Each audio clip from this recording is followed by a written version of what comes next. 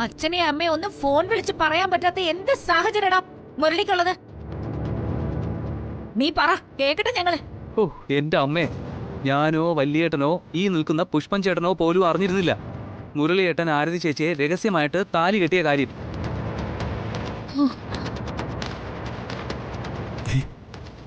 രഹസ്യമായിട്ടോ? സത്യമാണ് ചന്ദ്രേട്ടാ. അത് താലി കെട്ടിക്കഴിഞ്ഞ് പിന്നീട് മുരളി പറഞ്ഞറിഞ്ഞ കാര്യമേ ഞങ്ങൾക്കും അറിയാവൂ. നിങ്ങൾക്ക് കൂടി മനസ്സിലാക്കാൻ ഞാനിത് പറഞ്ഞു തരാം. കേട്ടിട്ട് പറ അതിലെ ന്യായ അന്യായങ്ങൾ എന്താണെന്ന്.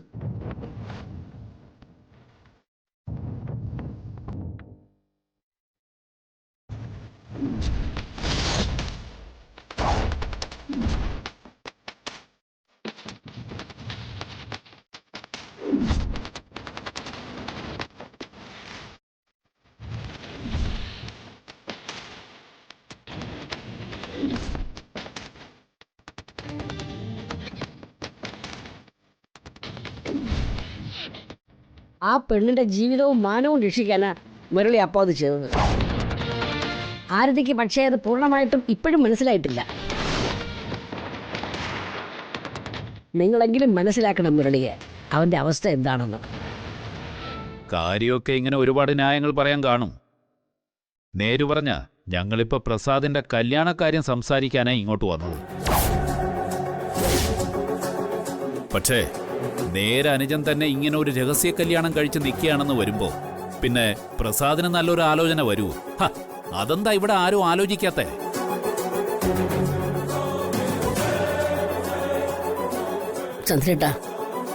ചന്ദ്രേട്ടനും രുക്മിണിയമ്മയും എന്നോട് ക്ഷമിക്കണം.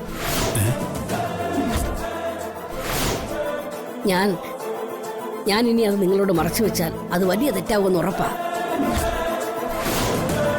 പുഷ്പൻ ചേട്ടാ പറയണം ഹരി, ഇനിയെങ്കിലും അത് പറഞ്ഞില്ലെങ്കിൽ വലിയ കഷ്ടമായി പോകും. എന്താണോ കാര്യം പറ, എന്നെ ഒരുമാതിരി ഭ്രാന്തനാക്കാതെ. അത് ചന്ദ്രേട്ട, അത് പിന്നെ മുരളിയുടെ മാത്രമല്ല പ്രസാദിന്റെ കല്യാണം കഴിഞ്ഞതാ.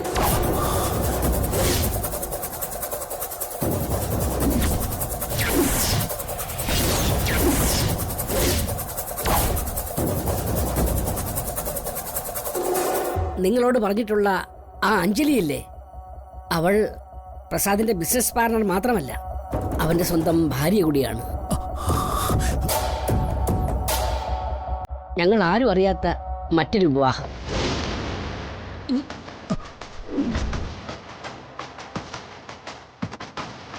ഇത്രയൊക്കെ ആയിട്ട് ഇനിയും ഞാനത് മറച്ചു വെച്ചാൽ വലിയ ആത്മവഞ്ചനയായിപ്പോകും. അതുകൊണ്ടാണ് ഇത് തുറന്നു പറയുന്നത്. രുക്മിണി, വാ, നമുക്ക് തിരിച്ചു പോവാം. ഇവിടെ ഒരു വീടല്ല, അവിടെ മക്കൾ മരിച്ചുപോയ ചുടുകാട. ഇവിടെ എനിക്ക് ശ്വാസം മുട്ടും.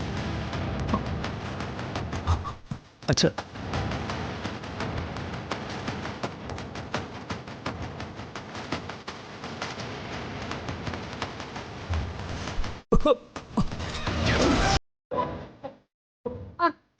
അച്ഛാ,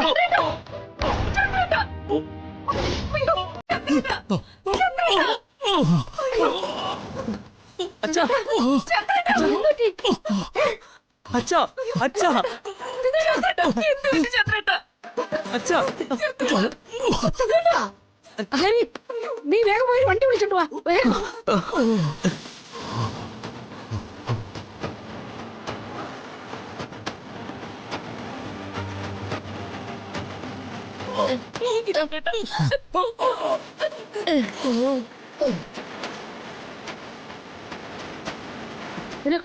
കുറച്ച് വെള്ളം എടുത്തോണ്ട് വാ. ഒന്നും വെച്ചിട്ടുണ്ടല്ലേ?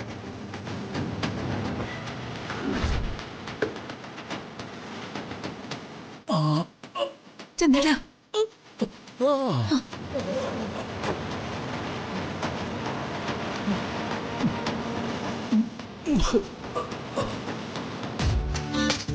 നമസ്കാരം.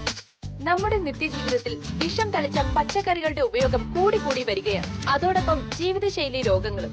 വേവിച്ച പച്ചക്കറികളും ഇലക്കറികളും മാറ്റി നിർത്തി എണ്ണ പലഹാരങ്ങളും വറുത്തതും പൊരിച്ചതുമായ ഫാസ്റ്റ് ഫുഡുകളും നമ്മൾ ശീലമാക്കി എന്നത് ഒരു പരമാർത്ഥമാണ്. അതെ അതെ, നല്ലതെന്ന് കഴിക്കാൻ ആർക്കും വയ്യ. വറുത്തതും പൊരിച്ചതും മാത്രമേ കഴിക്കൂ. പിന്നെ അങ്ങനെ അസുഖങ്ങൾ വരാതിരിക്കും. വറുത്തതും പൊരിച്ചതുമായിട്ടുള്ള ഭക്ഷണ സാധനങ്ങൾ ഉപയോഗിച്ച് നമ്മുടെ ഇപ്പോഴത്തെ ജനറേഷൻ കംപ്ലീറ്റ്ലി ഓരോ ദിവസവും ദൈനംദിന ജീവിതത്തിൽ അത് ശീലമാക്കിയിരിക്കുന്നു. ഓർഗാനിക് ആയിട്ടുള്ള പച്ചക്കറികളുടെ ഉപയോഗം നമ്മൾ എന്തുകൊണ്ടാണ് കൂട്ടേണ്ടത് എന്ന് കൂടുതൽ അറിയാനായി ഇവിടെയുള്ള കസ്റ്റമേഴ്സിനോട് ചോദിക്കാം. റേറ്റ് കൂടുതലായതുകൊണ്ടാണോ അതോ അതിന്റെ ലഭ്യത കുറവ് കൊണ്ടാണോ എന്ന് കൃത്യമായി അറിയാനായി നമുക്കൊന്ന് ശ്രമിക്കാം.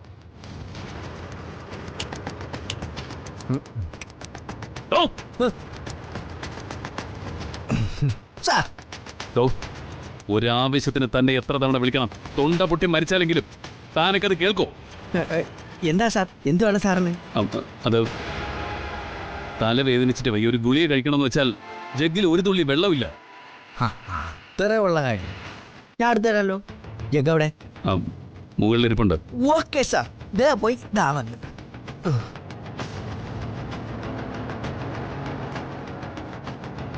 വിഷരഹിത പച്ചക്കറി എന്ന ആശയം ജൈവ കൃഷിയിലൂടെ നടപ്പിലാക്കിയ ഒരു കൂട്ടം കച്ചവടക്കാരിവിടെയുണ്ട്.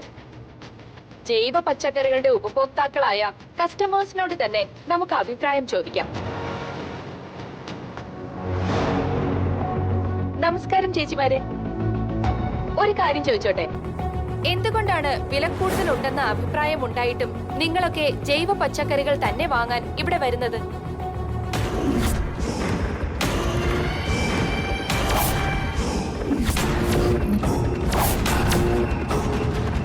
ഞങ്ങൾ ഈ പട്ടണത്തിലേക്ക് വന്ന് താമസിക്കുന്നവരാ. പക്ഷെ നാട്ടിലായിരുന്നപ്പോ എന്റെ കുട്ടിക്കാലം മുതല് വീട്ടിൽ സ്വന്തമായി കൃഷി ചെയ്ത പച്ചക്കറികളെ ഉപയോഗിച്ചിരുന്നുള്ളൂ. അച്ഛൻ അക്കാര്യത്തിലെ നിർബന്ധമായിരുന്നു. ജീവിതം ഗ്രാമത്തിൽ നിന്നും മാറിയപ്പോ കൃഷിക്കുള്ള സൗകര്യങ്ങളും കുറഞ്ഞു. അതുകൊണ്ടാ ഇവിടെ വരുന്നത്. ഇതാ സാർ വെള്ളം. എടുത്ത് മാറ്റടോ, എന്നിട്ട് നോക്ക് അതാരാണെന്ന് കണ്ടോ താൻ. ഇവിടെ നിന്ന് വിഷമില്ലാത്ത രുചിയും ഗുണവുമുള്ള പച്ചക്കറികൾ വാങ്ങുമ്പോ നന്മ നിറഞ്ഞ ആ പഴയ കാലത്തേക്ക് തിരിച്ചു നടക്കുന്നത് പോലെയാണ് തോന്നുന്നത്.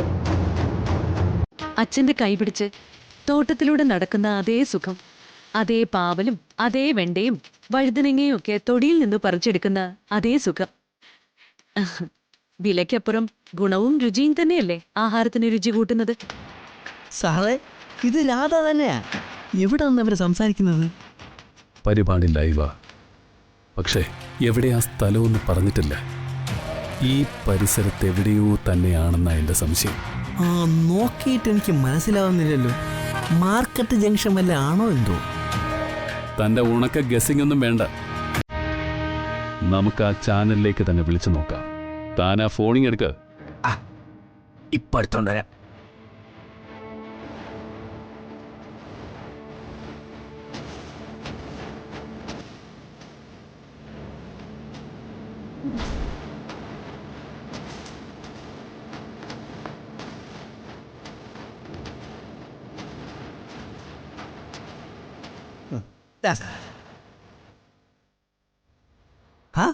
സാറിന്റെ കയ്യിലപ്പോ ചാനലിന്റെ നമ്പർ കൊണ്ടല്ലേ? എന്റെ വായിലിരിക്കുന്നത് കേൾക്കരുത്. എടോ, ചാനലിന്റെ നമ്പറൊക്കെ കിട്ടൂടോ?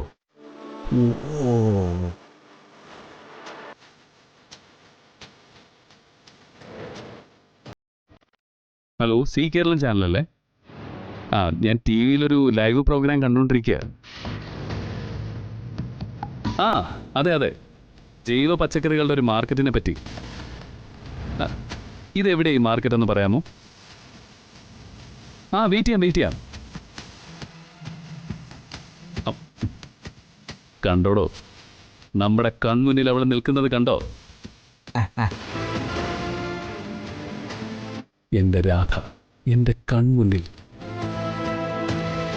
ഈ സ്ഥലം ഇവിടെ അടുത്ത് എവിടെയെങ്കിലും ആയാ മതിയായിരുന്നു.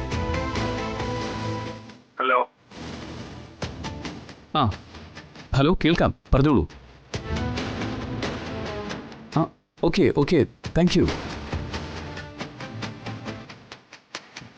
എടോ, ഈ സ്ഥലം എവിടെയാണെന്ന് മനസ്സിലായോ? എവിടെയാണ് സാറേ? തായങ്കരി മാർക്കറ്റ്. അയ്യോ, അവിടെയാണോ സാറേ? ഇവിടുന്ന് 10 കിലോമീറ്ററെങ്കിലും ഉണ്ട് സാർ. അതെത്ര നിസ്സാരമാണോ? വേഗം ഇറങ്ങ, നമുക്ക് പോവാം അങ്ങോട്ട്. അവിടെ ചെന്നിട്ട് എന്ത് ചെയ്യാനാണ് സാറേ? എന്തും ചെയ്യാൻ ഞാൻ. പിടിച്ച് വണ്ടിയിൽ കയറ്റി കൊണ്ടുപോരും എന്റെ രാധയെ. എനിക്ക് കിട്ടണം. ഈ പട്ടാ പോലെ സാർ, പോരാത്തിന് ടി വിക്കാരും സകല ചാനലുകാരും എല്ലാവരും ഉണ്ടാവും അവിടെ. പിന്നെ താനെന്താ പറയുന്നത്? ഇത്രയും അടുത്ത് കിട്ടിയിട്ട് അവളെ വിട്ടുകളയാനോ? അങ്ങനെയല്ല സാർ, ആദ്യം ഞാൻ അങ്ങോട്ട് ചെല്ലാം. ടി വി പരിപാടി കഴിയുമ്പോൾ പിന്തുടർന്ന് രാധ എവിടെയാണ് താമസം, എന്ത് ചെയ്യുന്നു എല്ലാം അന്വേഷിച്ച് കണ്ടുപിടിക്കാം. പിന്നെ സൗകര്യം പോലെ നമുക്ക് പൊക്കാമല്ലോ. രാധയെ മാത്രമല്ല, കൂടെ ഇളയ കുട്ടികളെ. എന്താ വേണ്ടേ വരാൻ? ആ, വേണം, അവരെയും വേണം എനിക്ക്. അതാ പറഞ്ഞത്. എന്താ എവിടെയെന്നൊക്കെ അറിഞ്ഞു വെച്ചിട്ട് നമുക്ക് ആളെയും കൂട്ടിപ്പോയി പൊക്കാമല്ലോ. മനസ്സിലായ? വയ്യാത്ത സാറ് ഇപ്പം അവരെ മുമ്പിൽ പോയി ചാടണ്ട. അത് ഗുണത്തെക്കാളേറെ ദോഷത്തിലേ ചെന്ന് അവസാനിക്കൂ. എടോ, എന്നാലും ഇപ്പോ വേണ്ട സാർ, കൂടുതലൊന്നും പറയണ്ട. ഞാൻ ഒരു ടാക്സി വിളിച്ച് അങ്ങോട്ട് ചെല്ലാം. ഓക്കെ? 10 കിലോമീറ്റർ പോവും. ഈ മണിവർണ്ണ പിള്ളേക്ക് 10 മിനിറ്റ് പോലും വേണ്ട. ദേ പോയി ദാ വന്നു, അത്രയാണ്. ജസ്റ്റ് വിളിച്ചു ടാക്സി.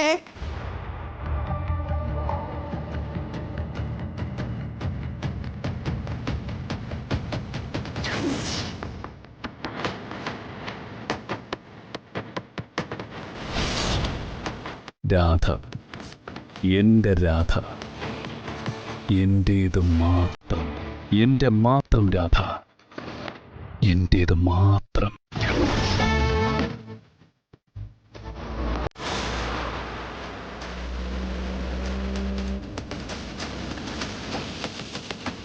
ഇതിപ്പോ എവിടെയൊന്നും മനസ്സിലാവുന്നില്ലല്ലോ. ആരുടെയും ചോദിച്ചു നോക്കാം. ആ നിർത്ത്. അയാളോട് ചോദിച്ചു നോക്കാം. ഹലോ ഭായ്, ഒന്ന് ഒരു കാര്യം ചോദിക്കട്ടെ. ഇവിടെ എവിടെയാ ഈ വിഷരഹിത പച്ചക്കറി വിൽക്കുന്ന കടയുള്ളത്? ജൈവ പച്ചക്കറിയാണോ? ആ അതെ ജൈവം. ആ എവിടെയാ അതിൻ്റെ മാർക്കറ്റ്? നേരെ അങ്ങോട്ട് പോയാൽ മതി. റോഡ് സൈഡിൽ ബോർഡ് കാണാം. കുറച്ചേ ഉള്ളൂ. വലിയ ഉപകാരം, ധന്യവാദം. ശരി. ചാലോ ഡ്രൈവർ.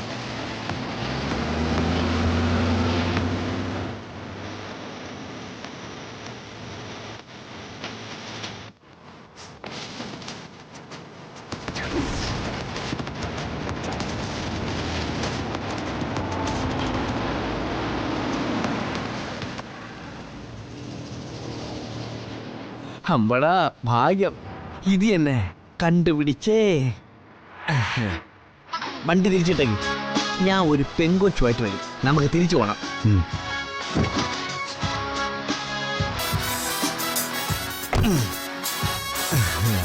കട കണ്ടുപിടിച്ചെന്ന് സാറിനെ വിളിച്ച് പറഞ്ഞാലോ?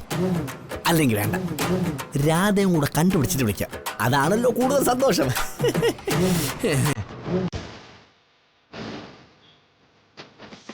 ഇന്നത്തെ പൊതുസമൂഹത്തിൽ ആളുകൾ തങ്ങളുടെ ആരോഗ്യ സംരക്ഷണത്തെക്കുറിച്ച് കൃത്യമായ അവബോധമുള്ളവരായതുകൊണ്ടാണ് ഇപ്പോഴത്തെ ജനങ്ങൾ വിഷരഹിതമായ പച്ചക്കറിയെ ഉപയോഗിക്കൂ എന്ന് നിർബന്ധം പുലർത്തുന്നത്. ഇതുപോലെയുള്ള കച്ചവട സ്ഥാപനങ്ങളുടെ പ്രസക്തിയും ഇത് തന്നെയാണ്.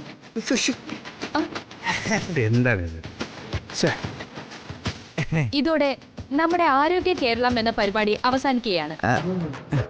നമ്മളെല്ലാവരും നമ്മുടെ ആരോഗ്യ കാര്യങ്ങളിൽ ശ്രദ്ധാലുക്കളാകുന്നതോടെ ഭാവിയിൽ കേരളത്തിലെ എല്ലാ പച്ചക്കറി കടകളും ജൈവ പച്ചക്കറി കടകളായി മാറുമെന്ന് പ്രതീക്ഷിച്ചുകൊണ്ട് നാളെ കാലിക പ്രസക്തിയുള്ള മറ്റൊരു വിഷയവുമായി വീണ്ടും കണ്ടുമുട്ടാം എന്ന ശുഭപ്രതീക്ഷയോടെ ക്യാമറാമാൻ രാഹുൽ മുളങ്കാടിനൊപ്പം Ruby Kuriakose signing off കടിർ.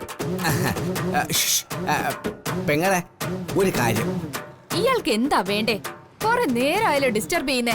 Live പോയിക്കൊണ്ടിരിക്കുകയല്ലേ, അറിയാമോ? പിന്നെ അറിയാലോ, കുഞ്ഞിന്റെ ലൈവ് കണ്ട് ഓടി വന്നതല്ലേ ഞാൻ. എനിക്കൊരു അത്യാവശ്യ കാര്യം അറിയാനുണ്ടായിരുന്നു. പറയാൻ പറ്റുമോ? എന്ത് കാര്യം? നിങ്ങളെ ഈ പരിപാടിയില് ആദ്യ അഭിപ്രായം പറഞ്ഞ ഒരു പെണ്ണില്ലായിരുന്നു, ചുരിദാറിട്ട ഒരു പൊക്കം കൂടിയ പെൺകുട്ടി? അതാര്? അതല്ലേ ഞാനും ചോദിക്കാൻ വന്നത്. ആരാ പെൺകുട്ടി? എവിടെ അവള് താമസിക്കുന്നത്? ഇവിടെ ഇപ്പോ എവിടെ ഉണ്ട്? എനിക്കറിയില്ല. അതെങ്ങനെ ശരിയാവും? കുറച്ച് മുമ്പേ ഇവിടെ ക്യാമറയ്ക്ക് മുമ്പിൽ ഉണ്ടായിരുന്നല്ലോ. ഞാൻ ഒരു കുളു തരാം. രാധ എന്ന പെണ്ണിന്റെ പേര്. ഇനി പറ, അവൾ എവിടെ ഉണ്ട്? എനിക്കറിയത്തില്ല. എന്ന് പറഞ്ഞാ പറ്റൂല. നിങ്ങളെ പ്രോഗ്രാമിൽ കാണിച്ചതല്ലേ, ഞാൻ കണ്ടതാ. അതെ ചേട്ടാ, ഞങ്ങൾ പ്രോഗ്രാം നടത്തുന്നിടത്ത് വെച്ച് കണ്ട ആൾക്കാരോടാണ് അഭിപ്രായം ചോദിക്കുന്നത് എന്ന് കരുതി അവരുടെ പേരും ഡീറ്റെയിൽസ് ഒക്കെ നമുക്കറിയണമെന്നില്ലല്ലോ. അവർ മൂവിംഗ് ക്രൗഡിലുള്ളവരായിരിക്കും. അയ്യോ, അങ്ങനെ പറയില്ലേ. അങ്ങനെ പറഞ്ഞാ ഞാൻ പിന്നെ സാറിന്റെ അടുത്ത് എന്ത് പറയും?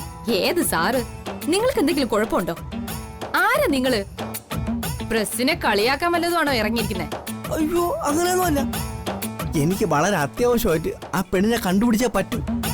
എന്നൊന്ന് സഹായിക്കണം. ദേ, എന്നെ ട്രോളാനാണ് വന്നതെങ്കിൽ തന്നെ ഞാനൊരു പാഠം പഠിപ്പിക്കും. പ്രസിനോട് കളി വേണ്ട. പോലീസ് ലോക്കപ്പിൽ കിടന്ന് ഇടികൊള്ളണത് എങ്ങനെയാണെന്ന് കാണണോ? അയ്യോ സിസ്റ്റർ, പേടിപ്പിച്ച് കൊല്ലല്ലേ. ഞാൻ വേറെ അന്വേഷിച്ചോളാം. അളിയ വാടാ, അങ്ങോട്ട് മാറിക്കിടോ. അളിയാ, രാധേ രാധേ രാധേ ഇത് എവിടെ പോയോ എന്തോ. രാധേ,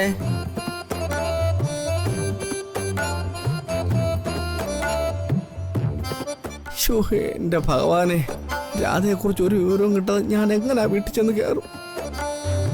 ആ കാണ്ടാമൃഗം എന്നെ പിടിച്ച് തിന്നുമല്ലോ. എന്റെ ഭഗവാനെ.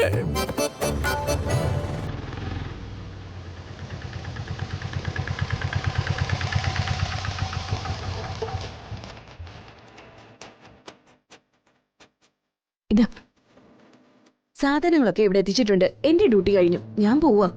ഓഹോ, ഇത്രയ്ക്ക് മുൾമുനയിൽ നിൽക്കുകയായിരുന്നെങ്കിൽ ഞാൻ കൂട്ടു വിളിക്കില്ലായിരുന്നല്ലോ. ഇവിടെ വന്ന് ഒരു കപ്പ് കാപ്പിയൊക്കെ കുടിച്ച് കുറച്ച് വർത്തമാനമൊക്കെ പറഞ്ഞിട്ട് പോകുന്നില്ലേ ഞാൻ കരുതിയത്. ഇതെന്താ പോയിട്ട് ഇത്ര അത്യാവശ്യം? സുധാകരേട്ടന് പനിയാ, ചെന്നിട്ട് വേണേ ഡോക്ടറെ കൊണ്ടുപോയി കാണിക്കാൻ. ഏതായാലും നീ ക്ഷണിച്ചതല്ലേ, നിന്റെ കൈ കൊണ്ട് ഒരു കാപ്പി കുടിച്ചിട്ട് പോയി കളയാം. ആ, നല്ല കുട്ടി. എന്നാ ഇങ്ങോട്ട് ഇറങ്ങ. എത്രയായി? 100 രൂപ. ആ ഇവനായിരുന്നു. ആ ഓട്ടോ ഇവിടെ അല്ലേ? എനിക്ക് പോയിട്ടൊരു ആവശ്യമുണ്ട്. ആ ഒന്ന് നിക്കണേ. ശരി.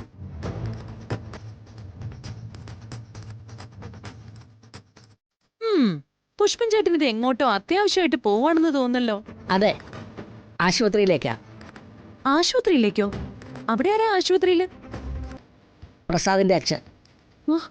ഈശ്വരാ, പുഷ്പൻ ചേട്ടൻ എന്താ ഈ പറയുന്നേ? പ്രസാദിന്റെ അച്ഛൻ എന്തു പറ്റി? എന്റെ മോളെ, നീ ഇവിടെ നടന്ന പൂരൊന്നും അറിയാത്തത് കൊണ്ടാ. എന്ത് പുകില്? കാര്യം എന്താണെന്ന് വെച്ചാ തെളിച്ച് പറയൂ പുഷ്പൻ ചേട്ടാ. പ്രസാദിന്റെ അച്ഛനും അമ്മയും ഇവിടെ വന്നിരുന്നു. അവരറിഞ്ഞു കാര്യങ്ങളെല്ലാം. എല്ലാം എന്ന് പറഞ്ഞ? എല്ലാം എന്ന് പറഞ്ഞാൽ എല്ലാം. മുരളിയുടെയും ആരതിയുടെയും കല്യാണം കഴിഞ്ഞ കാര്യം.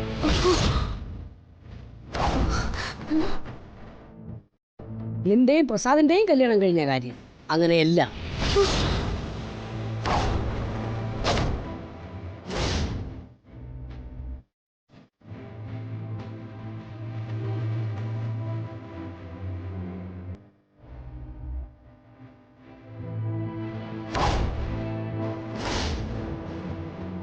ഇതിപ്പോ ആകെ കുഴപ്പമാവുമല്ലോ.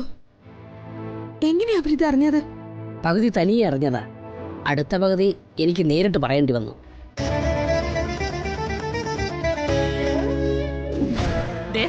ഇതുണ്ടോ നിങ്ങൾ എന്റെ കഴുത്തിൽ കെട്ടി ഈ ഉരുക്കില്ലേ? ഇത്രയും ഗുണവും പ്രയോജനവും ഇല്ലാത്ത മറ്റൊരു വസ്തു എന്റെ ലൈഫിൽ ഇല്ല.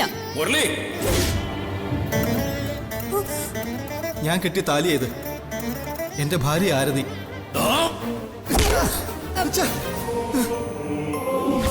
മുരളിയുടെ മാത്രമല്ല, പ്രസാദിന്റെ കല്യാണവും കഴിഞ്ഞതാ.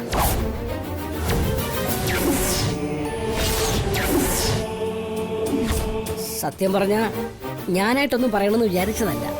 പക്ഷേ ഒരച്ഛൻ്റെ സങ്കടം കണ്ടപ്പോൾ എല്ലാം മറയ്ക്കാൻ ഞാനും കൂടി കൂട്ടു നിൽക്കുകയാണോ എന്ന് ചോദിച്ചപ്പോൾ എല്ലാം തുറന്നു പറയുന്നതാണ് നല്ലതെന്ന് എനിക്ക് തോന്നി. അതാ പറഞ്ഞു പോയത്.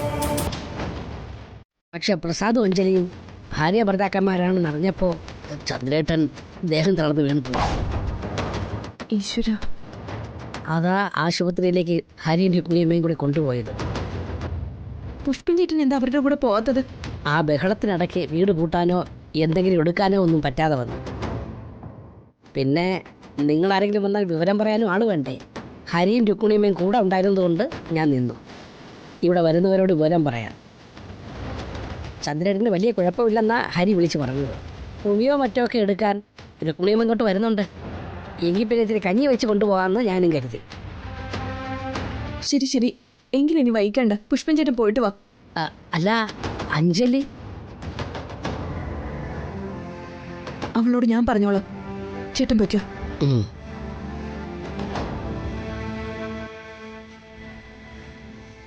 ഹോസ്പിറ്റലിൽ ആ കയറി.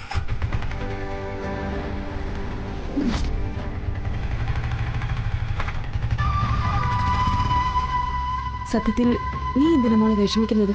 ഒരു വിധത്തിൽ പറഞ്ഞ പുഷ്പൻ ചേട്ടൻ ആ ബോംബ് പൊട്ടിച്ചത് നന്നായെന്ന് കരുതിയാൽ മതി. ഇതിപ്പോ റൂട്ട് ക്ലിയർ ആയി കിട്ടിയില്ലേ? ഇനി പരസ്യമായി ഭാര്യയും ഭർത്തായിട്ട് നടക്കാലോ. ഞങ്ങള് കല്യാണം കഴിച്ചിട്ടില്ല സീതമ്മേ. പക്ഷെ അത് പറഞ്ഞു ഇത്രയും കാലം സത്യം മറച്ചു വെച്ചതിന് നിങ്ങൾ എല്ലാവരും പിണങ്ങും. അതാണ് എന്റെ സങ്കടം.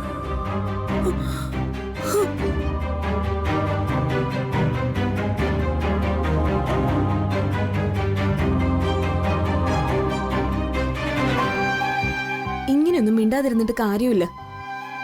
ആലോചിച്ച സ്വയം നിനക്ക് കാര്യം മനസ്സിലാക്കാവുന്നതേ ഉള്ളൂ. അതിന് ആദ്യം മനസ്സൊന്ന് സ്വസ്ഥമാക്കി വെക്ക്. എനിക്ക് തോന്നുന്നത് ആശുപത്രിയിൽ നിന്ന് അവര് തിരിച്ചു വരുന്നത് തന്നെ നിങ്ങളുടെ വിവാഹം പരസ്യമായി നടത്താനുള്ള ഡേറ്റും തീരുമാനിച്ചുണ്ടാവുന്ന. അല്ലെങ്കിലും എത്ര വാശി പിടിച്ചാലും അച്ഛനമ്മമാർക്ക് അങ്ങനെ ഒരു തീരുമാനം എടുക്കാനേ കഴിയൂ. ഇനിയിപ്പോ കാപ്പി കുടിക്കാനൊന്നും നിൽക്കുന്നില്ല. സുധാരേട്ടനെ ഡോക്ടറെ കാണിക്കണം. ഞാൻ ഇറങ്ങുക. ഒത്താൽ അടുത്ത് തന്നെ നിന്നെ ആരുടെയും കല്യാണ പെണ്ണുങ്ങളായി പന്തലിൽ കാണാൻ പറ്റുമെന്ന് എനിക്ക് ഉറപ്പുണ്ട്. ഞാൻ പോയിട്ട് പിന്നെ വരാം.